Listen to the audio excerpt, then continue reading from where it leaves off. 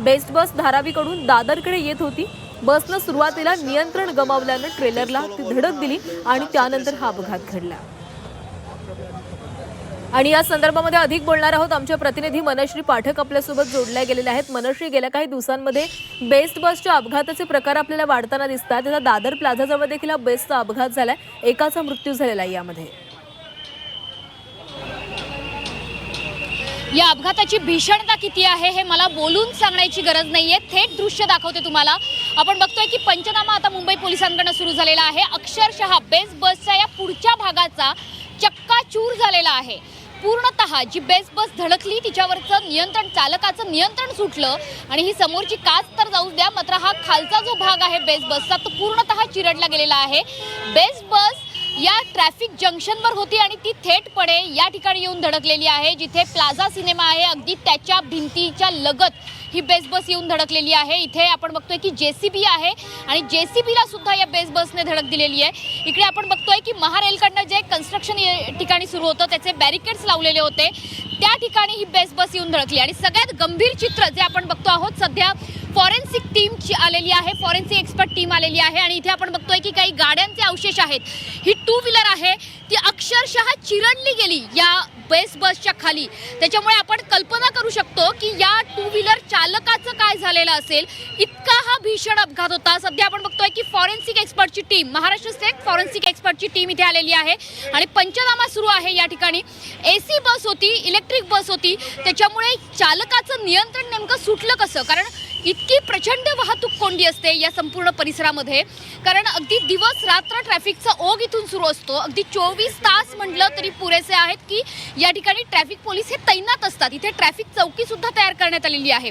मात्र इतक्या सगळ्या सुविधा असून, इतकी कडक प्रशासनाची नजर असून सुद्धा जर असा अपघात होत असेल तर निश्चितपणे ही चिंताजनक गोष्ट आहे। या बेस्ट बसच्या अपघाताची अतिशय भीषण दृश्य सध्याच्या घडीला तुम्ही टीव्ही स्क्रीनवर बघत आहात। पुन्हा एकदा आपण बघतो आहोत की इथे आणखी काही गाड्यांचे अवशेष असण्याची शक्यता नाकारता येत नाही। हा जो अवशेष आहे ही सायकल वाटते आहे सध्याच्या घडीहून, बरोबर।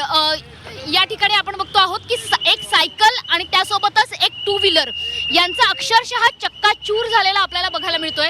त्याच्यामुळे जे फूड डिलिव्हरी करणारे जे असतात गिग वर्कर्स ते अशा प्रकारच्या सायकली जास्त करून वापरतात आणि सोबतच म्हणजे कमी अंतरासाठी या सायकली, इलेक्ट्रिक सायकल वापरल्या जातात, इलेक्ट्रिक बाईक वापरल्या जातात आणि दुसरीकडे एक टू व्हीलर सुद्धा आपण बघतो आहोत की त्यांचे अवशेष पडलेले आहेत।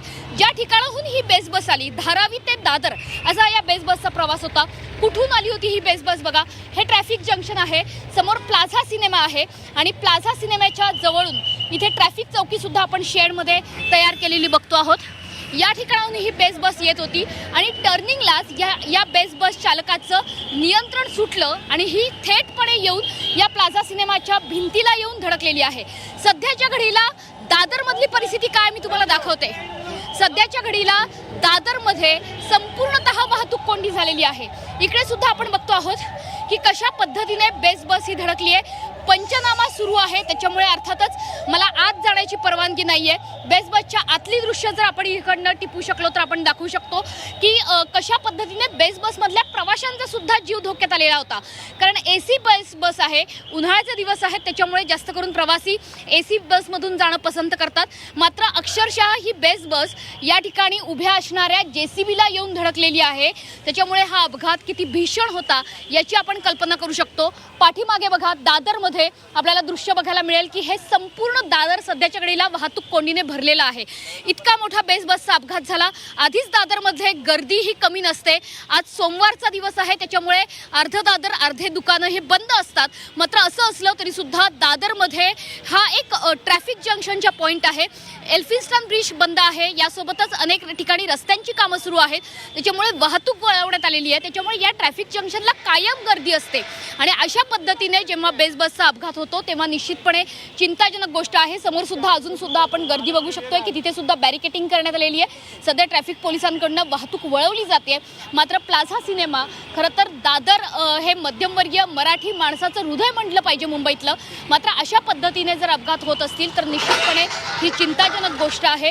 दादर या मध्यवर्ती भागामध्ये, दादरच्या मध्यवर्ती भागामध्ये जर इतका भीषण अपघात होत असेल तर ती चिंतेची गोष्ट आहे. त्याच्यामुळे बेस्ट समितीवरती आता प्रश्न उभे राहिलेले आहेत की जर अशा प्रकारच्या, आपण बघू शकतो की बघा ही चार्जिंग पॉईंट असणारी ही इलेक्ट्रिक बस होती, त्याच्यामुळे अशा प्रकारच्या वेटलीजवरच्या म्हणजेच भाडेतत्वावर चालवायला दिलेल्या बसेसच्या सुरक्षेचा प्रश्न आता ऐरणीवर आला आहे. ज्या पद्धतीने ही बस धडकलेली आहे त्यामुळे प्रशिक्षित नव्हता का चालक असे प्रश्न आता तयार होतात. त्याच्यामुळे बेस्ट बसच्या एकंदरीतच कार्यशैलीबद्दल आता प्रश्नचिन्ह उपस्थित झालेत. आधीच बेस्ट ही डबघाईला आलेली आहे, प्रचंड आर्थिक रित्या उतरती कळा या बेस्टला लागलेली आहे आणि त्यामध्ये जर असे अपघात होत असतील तर प्रवाशांनी बेस्टमधून प्रवास करणं आता कितपत सुरक्षित राहिलं आहे हा प्रश्न या ठिकाणी तयार होतो. यापूर्वी आपल्याला अपघात आठवत असतील की कुर्ल्यामध्ये सुद्धा असाच एक भीषण अपघात झालेला होता ज्यामध्ये अनेकांना चिरडलं गेलेलं होतं. तेव्हा सुद्धा बेस्टच्या सुरक्षेविषयी प्रश्न उपस्थित झाले. गेल्या 3 वर्षात जे अपघात झालेले आहेत ते अशाच जवळपास 85% अपघात या अशाच वेट लीजवरच्या भाडेतत्वावरच्या बेस्ट बसेसमुळे झालेले आहेत. त्याच्यामुळे बेस्टचं भवितव्य आता आणखी किती अंधारमय होणार आहे यावरती प्रश्नचिन्ह उभे राहिले आहेत. नक्कीच मनश्री, आता नेमका हा अपघात कसा झाला, ड्रायव्हरचं या स्टेअरिंगवरचं नियंत्रण कसं सुटलं, नेमकं काय घडलं होतं हे लवकरच आपल्याला कळणार आहे ज्यावेळेस हा अपघाताचा अहवाल येईल. धन्यवाद तुम्ही दिलेल्या माहितीसाठी. तर दादर प्लाझाजवळ बेस्ट बसला हा अपघात झालेला आहे, एकाचा मृत्यू झालेला आहे आणि यामध्ये 3 जण गंभीर जखमी झालेले आहेत. भरधाव बसनं रिक्षासह दुचाकीला धडक दिलेली आहे, त्यामुळे या परिसरामध्ये आता मोठं वाहतूक कोंडी देखील पाहायला मिळते. पोलिसांकडून या संपूर्ण परिस्थितीवर आता नियंत्रण ठेवलं जाते.